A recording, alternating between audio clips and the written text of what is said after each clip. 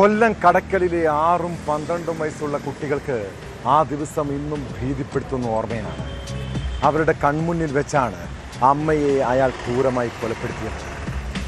2019 നാടിനെ നടുക്കിയ റംല ബീവി കൊലക്കേസ് ഭർത്താവിൻ്റെ കൊട്ടേഷൻ എന്നായിരുന്നു പോലീസ് കണ്ടെത്തൽ. എന്നാൽ 6 വർഷങ്ങൾക്കിപ്പുറം കേസിൽ വിധി വന്നപ്പോൾ ഭർത്താവ് ഷാജഹാൻ കുറ്റവിമുക്തൻ. ഭർത്താവ് ഉൾപ്പെടെ 3 പ്രതികളെ കോടതി വെറുതെ വിട്ടു. മുഖ്യപ്രതി ചടയമംഗലം സ്വദേശി നവാസിന് കോടതി ജീവപര്യന്തം തടവ് ശിക്ഷയും വിധിച്ചു. പ്രതി 3 ലക്ഷം രൂപ പിഴയും അടയ്ക്കണമെന്ന് കൊട്ടാരക്കര അഡീഷണൽ സെഷൻസ് കോടതിയുടെ ഉത്തരവിലുണ്ട്. വിധിക്കെതിരെ കോടതിയിൽ അപ്പീൽ നൽകാനാണ് റംല ബീവിയുടെ കുടുംബത്തിൻ്റെ തീരുമാനം.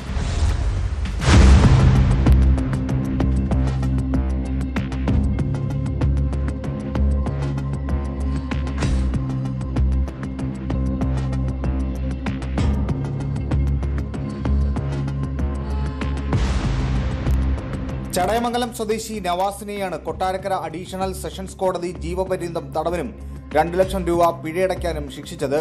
ഭവനഭേദന കുറ്റത്തിന് 10 വർഷം കഠിന തടവും 1 ലക്ഷം രൂപ പിഴയും ശിക്ഷയുണ്ട്. തടവ് വെവ്വേറെ അനുഭവിക്കണമെന്നും വിധിയിലുണ്ട്. പ്രതിയിൽ നിന്ന് ഈടാക്കുന്ന 3 ലക്ഷം രൂപ പിഴത്തുക കൊല്ലപ്പെട്ട റംല ബീവിയുടെ മകൾക്ക് നൽകണമെന്നും കോടതി ഉത്തരവിട്ടു. പിഴയടയ്ക്കാത്ത പക്ഷം 3 വർഷം അധിക തടവും അനുഭവിക്കേണ്ടി വരും.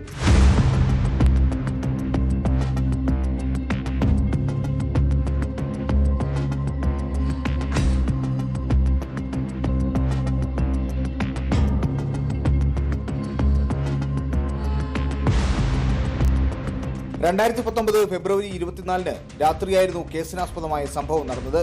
റംല ബീവിയുടെ വീട്ടിൽ അതിക്രമിച്ചു കയറിയ നവാസ് അവരുടെ മുഖത്ത് മുളകുപൊടി എറിഞ്ഞ ശേഷം കത്തി ഉപയോഗിച്ച് കുത്തി കൊലപ്പെടുത്തുകയായിരുന്നു. അത്യന്തം ക്രൂരമായ രീതിയിലായിരുന്നു ആക്രമണം. ശാസ്ത്രീയ തെളിവുകളും സാക്ഷിമൊഴികളും ഉൾപ്പെടെ ശക്തമായ തെളിവുകളുടെ അടിസ്ഥാനത്തിലായിരുന്നു കോടതി വിധി. കേസിൽ 36 സാക്ഷികളെ വിസ്തരിച്ചു. 45 രേഖകളും കൊലപാതകത്തിന് ഉപയോഗിച്ച കത്തി ഉൾപ്പെടെ 10 തൊണ്ടിമുതലുകളും പ്രോസിക്യൂഷൻ കോടതിയിൽ ഹാജരാക്കി. ഭർത്താവ് ഷാജഹാനുമായി പിണങ്ങിക്കഴിഞ്ഞിരുന്ന റംല ബീവിയെ ഷാജഹാൻ പ്രതി ഷംസീർ വഴി നവാസിന് കൊട്ടേഷൻ നൽകി കൊല്ലുകയായിരുന്നു എന്നാണ് കേസ്. എന്നാൽ ക്രിമിനൽ ഗൂഢാലോചനയും കൊട്ടേഷനും കോടതിയിൽ തെളിയിക്കാൻ കഴിയാഞ്ഞതിനാൽ തെളിവുകളുടെ അഭാവത്തിൽ ഷാജഹാൻ ഉൾപ്പെടെ മറ്റു 3 പ്രതികളെയും കോടതി വെറുതെ വിടുകയായിരുന്നു. ഇതിനെതിരെ അപ്പീൽ പോകുമെന്ന് പ്രോസിക്യൂഷന് വേണ്ടി ഹാജരായ അഭിഭാഷകൻ DS സോനു അറിയിച്ചു.